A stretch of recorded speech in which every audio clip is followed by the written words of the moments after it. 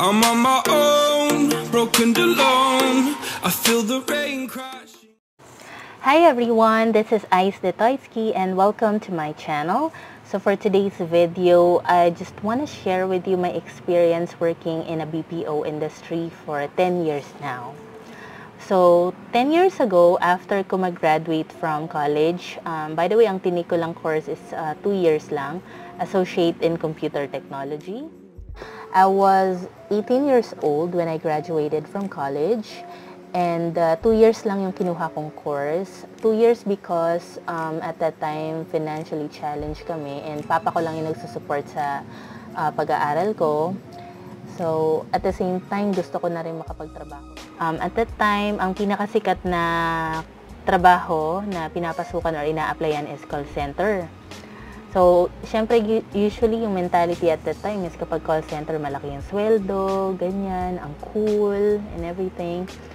So, tatlo kami magkakaklase, nag-apply kami doon sa International Call Center somewhere in Taguig. But, isa lang yung nakapasa sa amin. So, parang at that time, parang down na down ako. Bakit hindi ako nakapasa? Anong wala sa akin? But at the same time, hindi ko yun hinayaan na maging hadlang or but instead, tinik ko siya as motivation para i-improve yung sarili ko. Kasi ang gusto ko talaga makapasok ako sa international call center. Okay? So, ang ginawa ko as a stepping stone, nag-apply ako sa local call center. So, local call center in-applyan ko, pero nung in-interview ako, English! Kasi wala naman akong background sa pagsasalita ng English. Unang-una, wala akong, yung environment ko growing up, from nursery up until college, public school ako eh. And then, sa public school ako nag-aral. Yung environment ko, yung friends ko, yung family ko, hindi naman nag-i-English, nagtatagalog or nagbibisaya. So, yun yung alam ko, or kinalakihan ko. But then again, syempre nakakaintindi naman tayo mga Pinoy ng English, diba? And, so, nag-apply ako sa local call center, ini-English ako ng boss ko. And, ang parang tanong pa niya, how do you define the sky? Parang, bakit blue ang sky? Bakit, kung ano-ano, na parang wala namang sense para sa akin that time. Hindi ko talaga alam kung paano rin ako nakapasok noon. So anyway, ang salary ko noon, working as a local call center agent, under kasi ito ng agency. Okay? So pag agency, mas mababa talaga yung offer.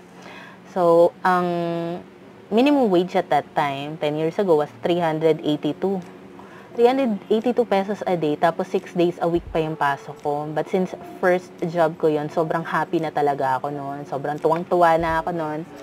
And then, ayun na nga, kapasok ako doon. Feeling ko talaga parang working girl na talaga ako noon. Kasi kailangan corporate pa yung suot.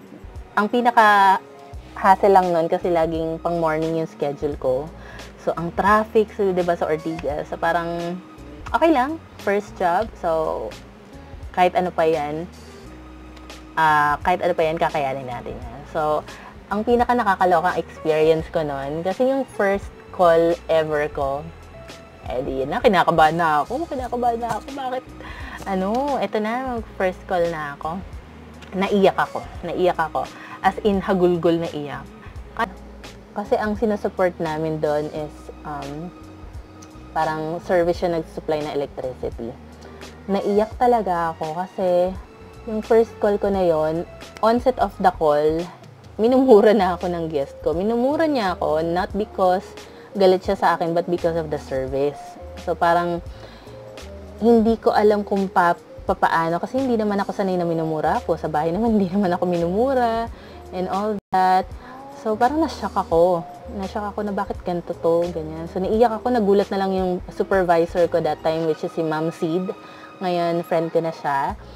Tapos, actually na yung mga ganong klase ng calls, you should not take it personally kasi hindi naman sila galit sa'yo, but rather dun sa service. But then again, anyway, yon naiyak ako sa first call ko dun sa work na yon. And then, I stayed there for 2 years.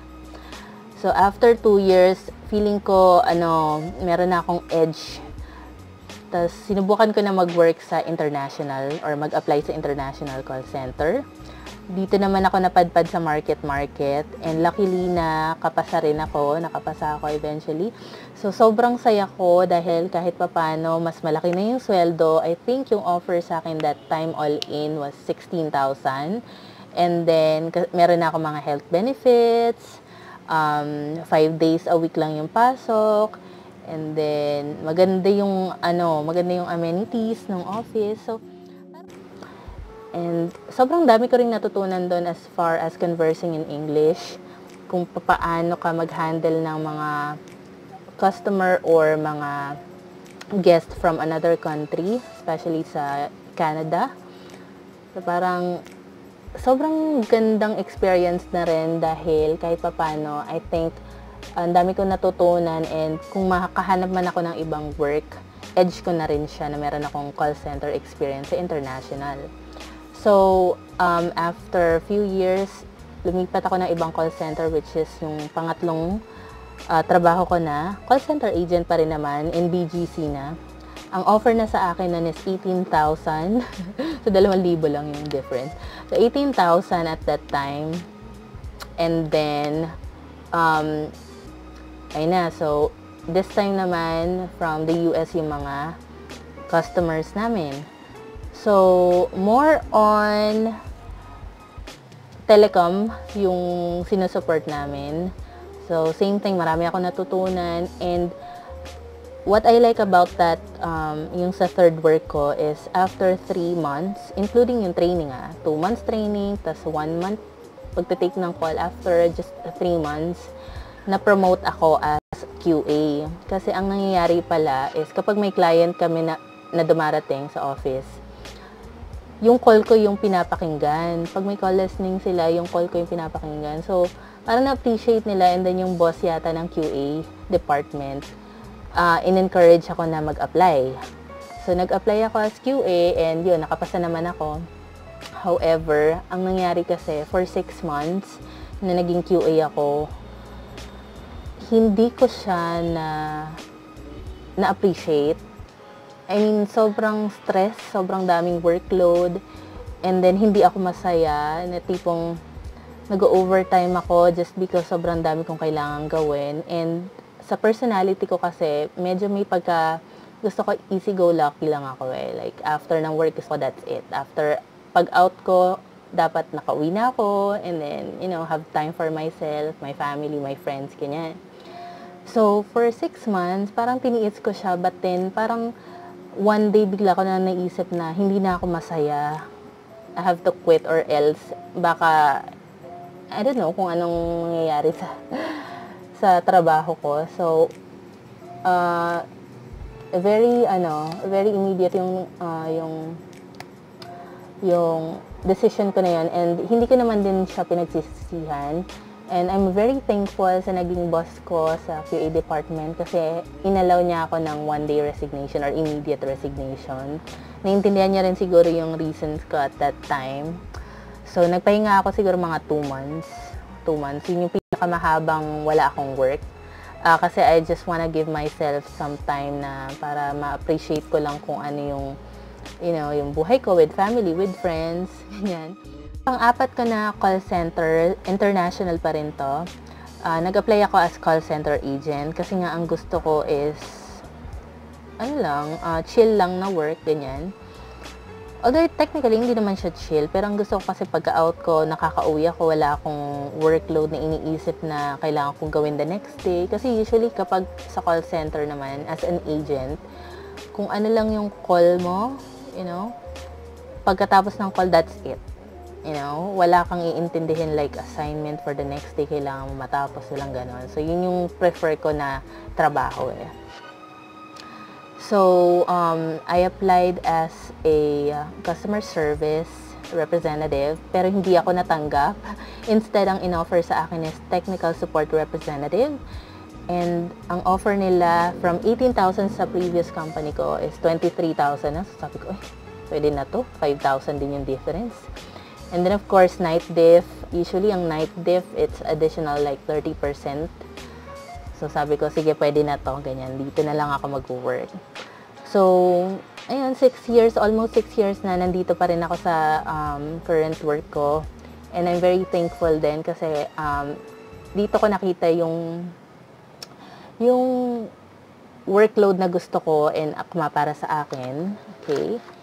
So, yun lang naman. Sabi ko lang para sa mga aspiring na call center agent, kung medyo hesitant kayo dahil sa tingin nyo hindi kayo makakapasa, you'll never know until you try it. So, dapat itry nyo lang siya and be confident lang, especially sa interview. Yung mga skills na yan or yung kung paano kayo magsalita in English, mapag-aaralan naman yan eh. Meron namang training, so matitrain kayo kung paano yung kung ano yung gagawin nyo, and at the same time, ang pinaka-best experience talaga, or best teacher talaga is yung experience, you know. So, I hope na itong video ko na pag-share ng work ko is kahit paano makatulong or maka-inspire for those na aspiring na call center agents. Okay? Thank you so much, and if you like this video, please don't forget to click the thumbs up button and comment down if you want to share your experience din sa call center, and don't forget to click the subscribe button. Thank you so much for watching!